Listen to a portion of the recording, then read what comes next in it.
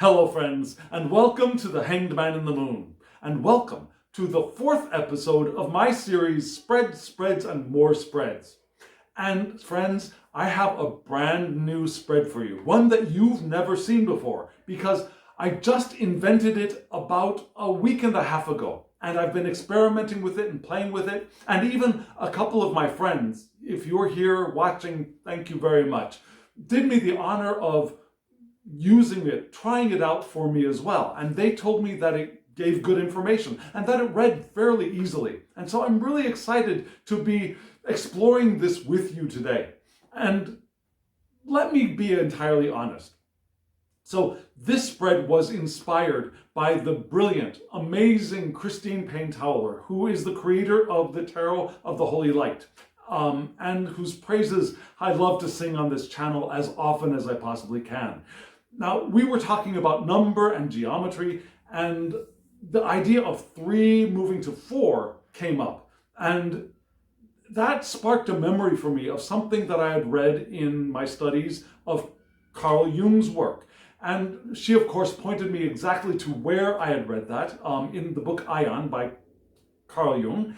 And she offhandedly perhaps said that I might consider creating a spread around that.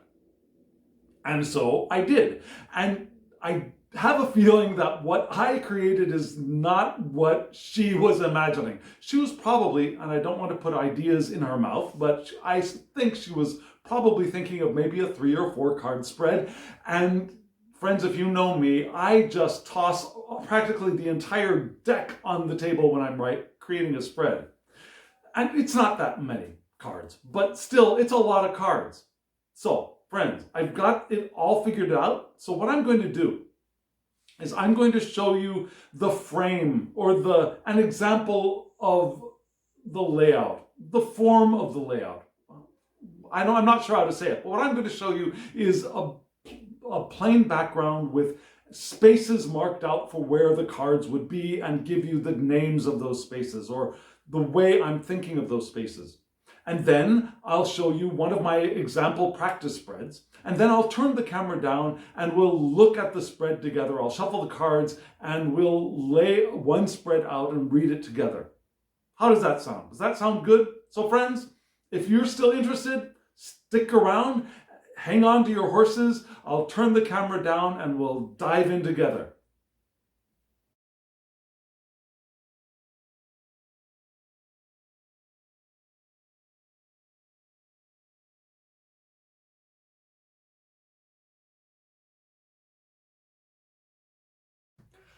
Welcome back.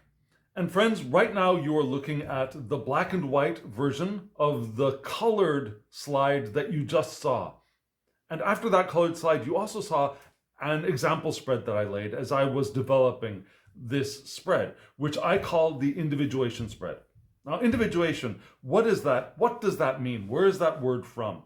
That's from Jungian psychology.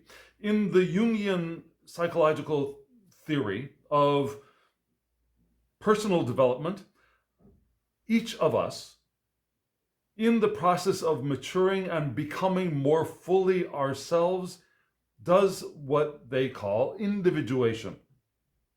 It's the way we become more fully our unique individual selves as we have been born into these physical bodies in this physical universe. And the way that that is done is by the transcendent function. The transcendent function is how we bring each section of our personality together to form one cohesive and healthy, well whole. Does that make sense? So we want to bring, in the Jungian model, we want to bring all elements of self together, or as much of the elements of self as we can together to form the individual that we were born to be in this physical universe here and now. Now, remember, again, this is Jungian psychology, not Freudian psychology. In Freudian psychology, we have things like the ego, the superego, and the id. And the ego is the conscious, the superego is also fairly conscious, and the id is in the unconscious. In Jungian psychology, it's very different. Yeah, Jung had a more, I'd like to say, a more circular vision of personality. There's a roundness to the concepts of Jungian psychology. There's the archetypes are thought of as spherical, as mandalas. It's a very psychospiritual philosophy. And so, for example, in Jungian psychology, the ego is not entirely in the conscious. There's the conscious and the unconscious aspects of ego. Now, the shadow is not entirely in the deep unconscious. There's a pre-conscious in which the shadow also inhabits. So it's a more holistic, a more natural, I believe, way of conceiving personality. And so there are so many aspects of personality, but we can distill them into four main categories. Yeah. So I put ego here just because it's a term that most of us are familiar with. However, really, this is more persona, this section. Persona, that's the way we present ourselves to the world, the masks that we use. Yeah. If you have ever done theater or read a script, you'll probably see, especially in Shakespeare, personae. Yeah. The characters in a play were at one point called personae. And that's where we get this. It's the mask, the face that we show to the world. And we each have a multitude of those personae.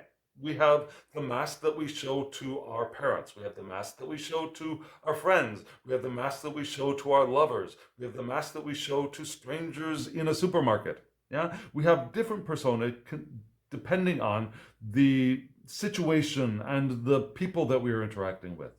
So really, this section is our persona. It's an amalgamation of those personae, which is the plural of persona.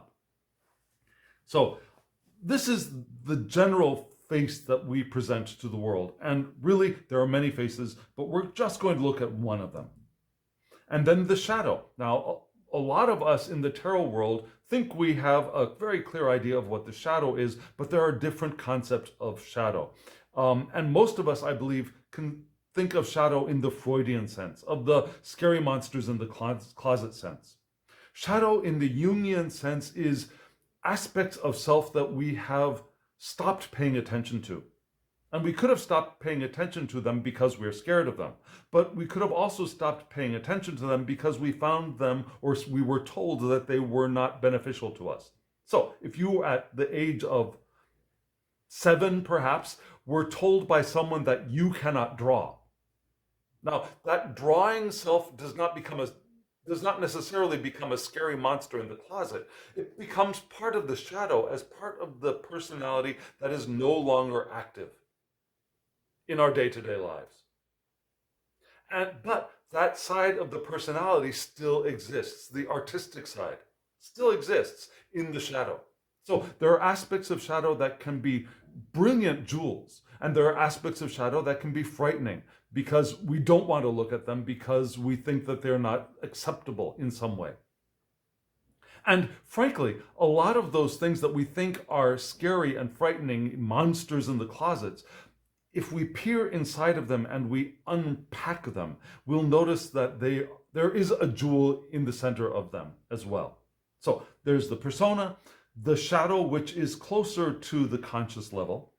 And then there's the anima animus. The anima animus is the most othered aspect of self. Othered. There are parts of our wholeness that we have decided that we are not.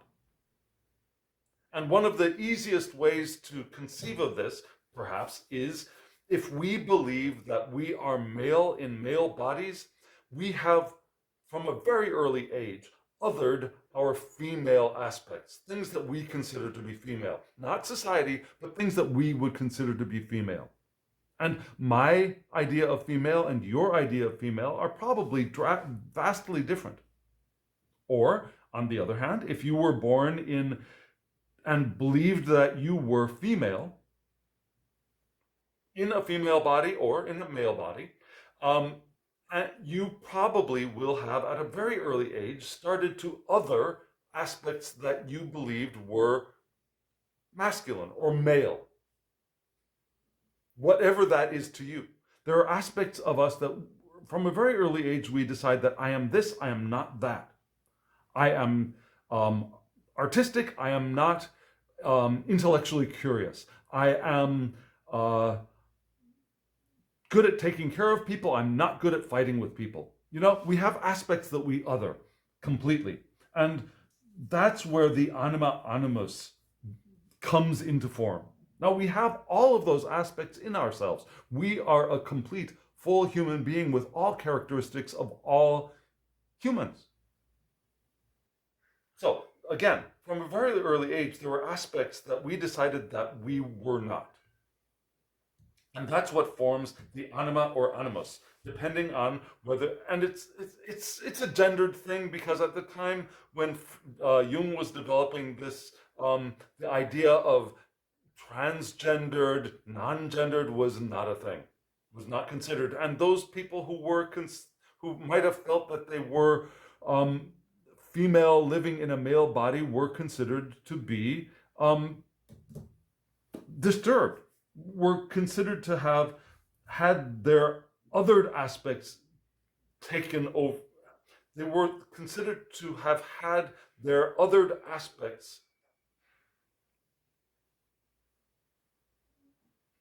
Now, how am I? Let's see. The grammar on this is very, very difficult. I'm sorry, just a moment. So, at that time, they believed that, for example, a man who believed that they were a woman living in a male body, they believed that that inner anima, the female aspect, had taken over the personality when it should have remained in the unconscious. Does that make sense? Because all male presenting and male identifying people have a female aspect in them. All female presenting people and people who identify as female in female bodies have a male aspect within them. So, in early Jungian theory, the idea was that for example, if you were a female living in a female body and you believed you were male, your inner animus, the othered male aspect, had come over and taken over your personality, which was not considered a healthful thing. However, we now believe that the idea of gender is so diverse, and actually, frankly, in my opinion, gender is a construct, a false construct. And that's an entirely different conversation. So, the name still applies. Of anima animus, you can choose whether you believe that your othered self is more male or more female, or actually animus could be considered to be both male and female. Maybe animai, right? Because grammatically, a plural masculine noun includes both masculine and feminine. And again, that's another linguistic topic entirely. So you can choose anima, animus, maybe animai. And so the othered part of self. And then there is the self, the fullness of, not the fullness of self, but the seed of the fullness of self is down here at the bottom. So again, let me see if I can go through this in a more clearer fashion. We have the persona. This is the face that we present to the outside world. And the faces, but really, we're going to look at the general face. We're looking at the general shadow, those aspects that we have stopped paying attention to.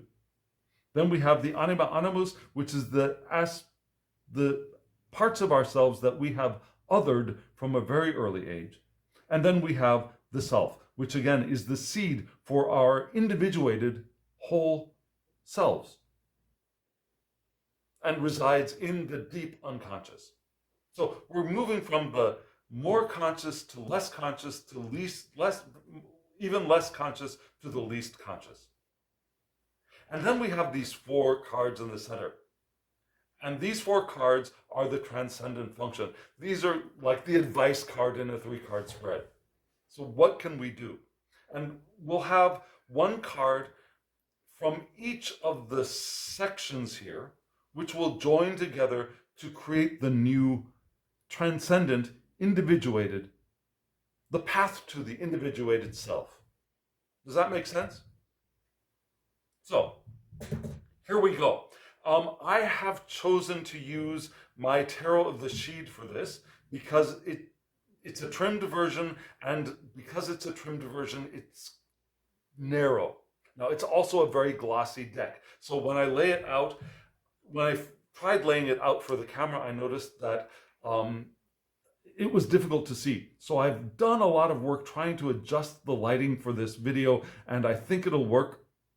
Let's see. So I will take this away now. We have a basic idea of what we're going to be seeing, and you notice that it is a 16-card spread. So what am I going to do?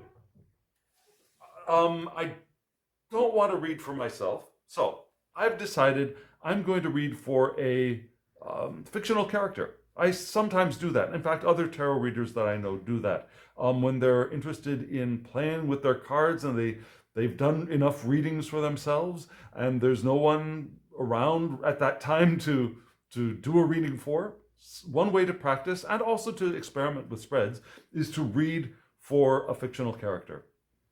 I've read for Romeo in Romeo and Juliet. I've read for other Shakespeare characters.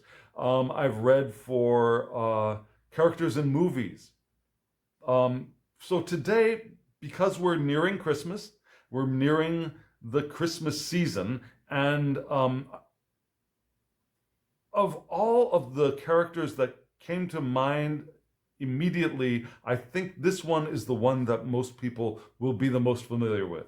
And it's one that actually makes me a little bit nervous to read for, because I decided to do Ebenezer Scrooge from A Christmas Carol. And that's such a specific character, right? Especially, I'm a little bit worried about the persona section, because if we don't get that, well, we'll see. I'm a little bit nervous about reading for Ebenezer Scrooge, but let's see how it goes.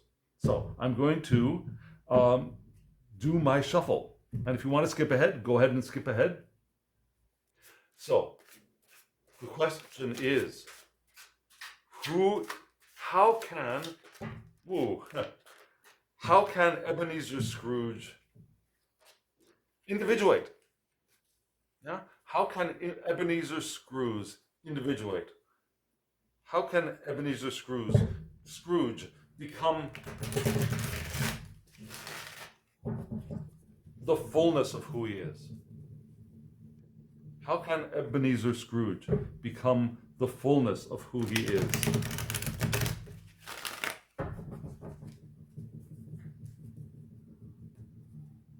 How can Ebenezer Scrooge, what is my problem? Individuate. How can Ebenezer Scrooge individuate?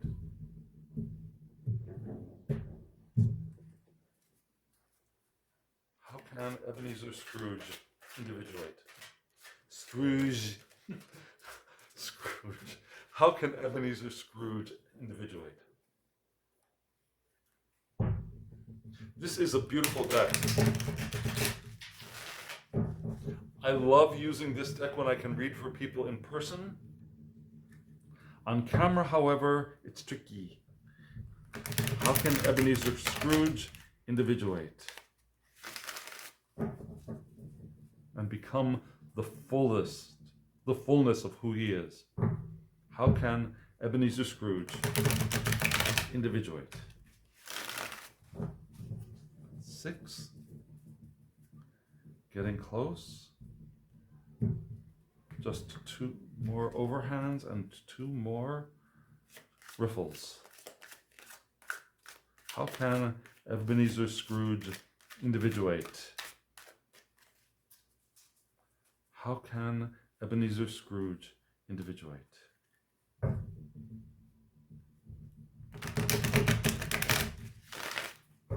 How can Ebenezer Scrooge individuate? Bah, humbug! How can Ebenezer Scrooge individuate? let them be boiled their own pudding. How can Ebenezer Scrooge individuate? Are there no jails? How can Ebenezer Scrooge individuate? Oh, temperance. Good. Okay, so here we go. How can Ebenezer Scrooge individuate? And I'm going to need to stand up a little bit to see where the cards are landing. Let's see here. So, starting with the persona, number 1.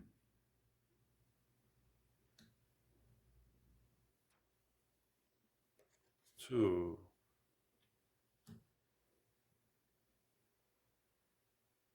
That makes sense. 3.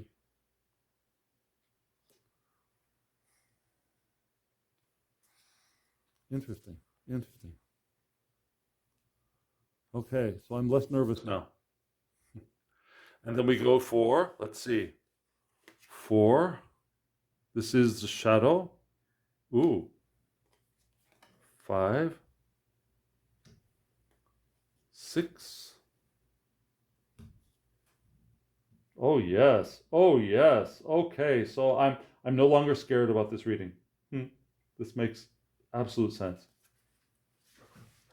Here we go for the anima. Let's say anima for Scrooge because he presents as being very male, I believe.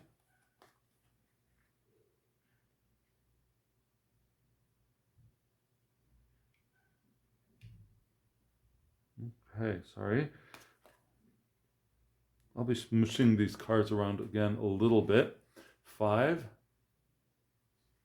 Okay. Interesting. Interesting. And here we have the self.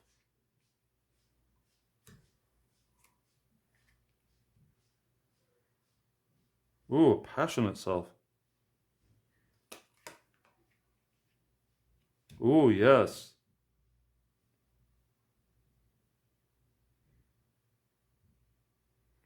And here we have the transcendent function for this one. And then this one. And then this one. You'll notice I'm laying these out counterclockwise, right? Right? Right. Okay, so I want this here, I want this here, I want this here, I want these here. I suppose I could bring these guys in a little bit too. Okay, so this is our spread. Now, I hope that this doesn't bother you that I've used the tarot of the sheet. The names are a little bit different from what some people might be used to with Rider-Waite-Smith. So let me go through the cards quickly, just naming them and then naming the Rider-Waite-Smith equivalent. So we start off with Maker Earth, which is the Ace of Pentacles. Yeah. Then Maker 10, which is the 10 of Pentacles, and then the Maker King, which is the King of Pentacles. So his persona is all about money and matter, right? Then we go over to the shadow with the Warrior Princess, which would be the Page of Wands. Yeah. The Dancer 9 is the 9 of Cups. And the Dancer 2 is the 2 of Cups. Let's see, can you see that clearly? That you can see that pretty clearly. Okay. So here we go with the anima. Here we have Dancer 4, the 4 of Cups. Maker 5, the 5 of Pentacles. Oh, interesting. And the Elder, the Hierophant. And then in this section of the spread, the transcendent function, we have Dreamer 7, which is the 7 of Cups, Strength, the Lovers, and Dancer 8, the 8 of Cups. So, what do we see? So just an overall quick look at things. We've got a lot of earth here, right? Yeah. Maker, and So we got 1, 2, 3, 4. 4 of the 16 are pentacles, right? How many are cups? 1, 2, 3, 4. 4 of them are cups. No? How many are wands? Warrior. 1, 2, 3. 3 warriors. And how many are swords? Dreamers. We have, let's see, 1 dreamer. Only one. Oh no, two dreamers. Okay, so it's heavier towards the pentacles and the cups, the receptive suits, right? And a little lighter on the swords and the wands, which is interesting. And then how many major arcana do we have here? We have 1, strength, the lovers, the elder, 1, 2, 3. Yes, we have 3.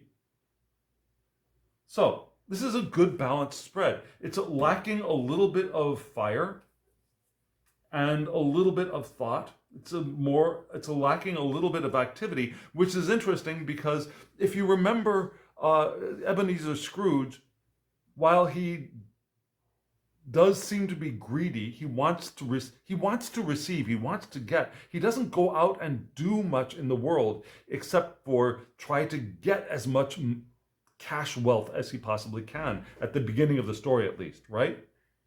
So there is a lack of, or have a loss of his active side, which he apparently had when he was younger, when he would dance at Fezziwig's ball, and he was passionate, and he was in love as a young person. He lost all of that at the beginning of the story of A Christmas Carol. Yeah, he's an old guy who's losing stuff and is trying to keep and make sure he receives stuff. He doesn't go out and get it. He just makes sure that the money keeps coming in. Does that make sense? So, what is his persona? His persona is, well, the creator of wealth, the beginning, the Caesar of opportunities, right? The Ace of Pentacles. He's also the one who is interested in maintaining the wealth that he has. Yeah, the 10 of Pentacles. We think of legacy, having enough to give to the next generation, but remember, he doesn't have a next generation to give to, but he wants to maintain his castle, right? His wealth, his foundation, the strength of his company and the strength of his household, to make sure that none of the wealth leaks out. So rather than a 4 of Wands as being greedy, he's more interested in maintaining what he's got and having the strength of his safe castle from the 10. And then we have the King of Pentacles, which is the one who's able to do the working and the dealing of the material realm. That's how he presents himself to the world, as the founder of and the maintainer of his company, who is able to seize new opportunities and is able to maintain and accumulate and work with the wealth that he has, right? Absolute persona of Ebenezer Scrooge. There's no emotion there. There's no even cleverness there.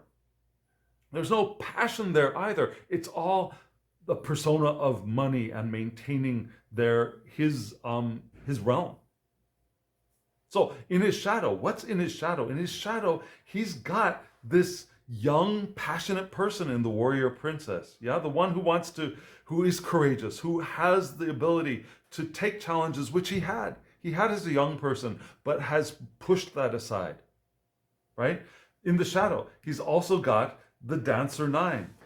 Yeah, the 9 of Cups, the satisfied one, the one who realizes that they have enough and is living their best emotional life. He's pushed that aside. He's also pushed aside his loving self, right? He was in love as a young man. He had a woman that he proposed to and who declined his proposition because he was so interested in his money. So he pushed all of that aside. His lover side, his passionate creator side, his ability to have emotional satisfaction, which he had, and he pushed it all aside in favor of this. And so what do we have in the anima animus? Yeah? What had he othered from a very early age? He had othered, for one, his ability to really reflect and to really emotionally connect with who he is, where he is. Even, you see in this card, and there's this figure, we usually get the idea in the Four of Cups of someone who is dissatisfied, of ennui, of missing a gift that is being offered as well. Yeah? And here we have this person looking deeply at who they are.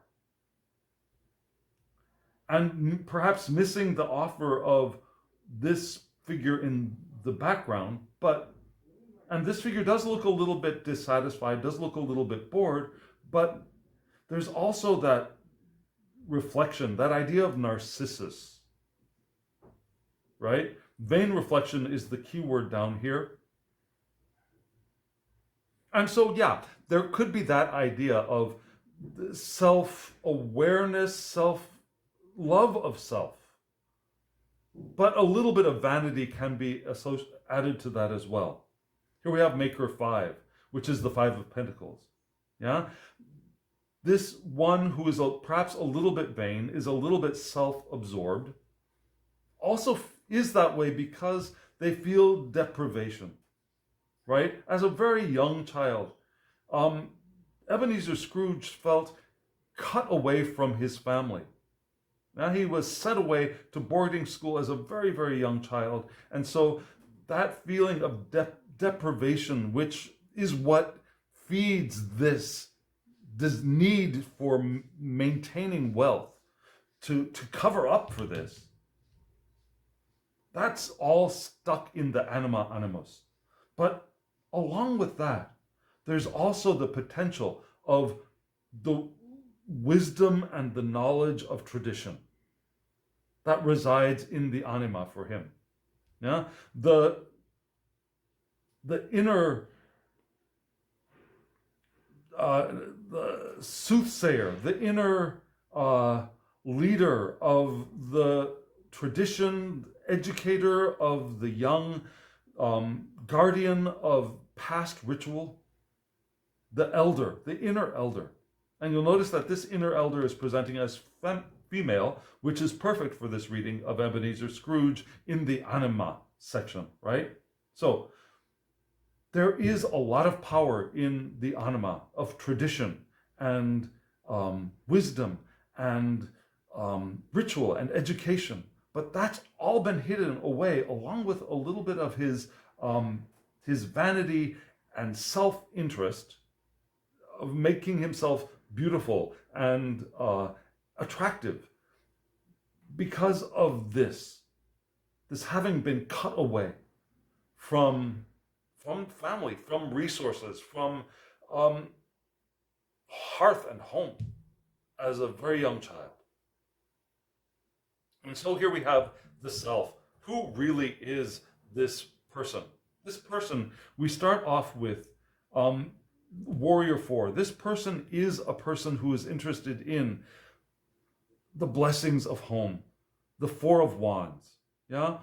Creating a warm hearth with loving interactions and celebration and the foundations of the blessings of home. Also, the Warrior 9, the Nine of Wands, yeah? The one who, even though they're beat up, is still standing in their power. And for a Nine of Wands card, this figure here is protected, but full, radiant with power, right? And they have hope. They have stars here that guide them and shine down upon them. And they protect themselves, but it looks like they may also be protecting others along with themselves here, as they wrap their wings around themselves and perhaps other beings inside. And also the Ace of Swords, yeah? The inner self is a dreamer, a thinker, one who sees broad visions and has clear understanding and cuts through the clouds of confusion and has bright, passionate new ideas. That's all there in the self. The blessings of home, the fresh ideas, protecting themselves and those around them. So we want to be able to integrate all of these aspects of self, right? We don't want to lose the ability to make money or to maintain their foundation, because if that is gone, this loses its sense, right? Without the financial stability, the blessings of hearth and home become more difficult, right? We want to integrate all of these aspects in their healed aspects. So how can we do that? Well, we start off with Dreamer 7. Yeah? Now it's interesting. When I think of the Seven of Cups, I think of the more positive aspects of daydreaming, imagining possible future courses to take, possible things we want to include in our experience. Here we've got ghosts, right? These look like ghosts, right? From the Christmas Carol. Now the ghosts of Christmas past, present, future, the things that, oh, I'm sorry, wait a second. This is dreamer, not dancer. Sorry, this is not snafu. This is not a cup. This is a sword. So we had 1, 2. Okay, so we did have, okay, I'm sorry. Whoopsies. So yes, this is a swords card. This is the Seven of Swords. And it looks a little bit like the Nine of Swords to me. But if this is the Seven of Swords of maybe trying to get away with stuff or maybe going our own way, right? The Seven of Swords to me is in its most positive aspect of finding your own way to, instead of following the crowd in the Rider-Waite-Smith deck where there are all those tents, there's the figure carrying the swords away from the tents, not following the rest of the tribe, making their own way. Here we've got something a little bit more demonic or a little bit more frightening, but that's the way for Scrooge to do the process of transcending, to do the transcendent function. This is perhaps the visitation of those ghosts, which shakes him up and scares him out of this persona. And also, we want to bring in strength, right? The strength card is where the conscious and the unconscious, the rational and the irrational in the unconscious irrational sense, not in the crazy mad sense, but in the non-rational. Like, for example, intuition is an irrational function. That doesn't mean crazy, it just means it's not rational, logical, it's intuitive, irrational. So we want to marry those aspects of self in order to integrate, if that makes sense, right? And here we have a rider on a dragon. So a very passionate, fiery kind of integration of aspects of self. And in that idea of marrying, we have down here the lovers.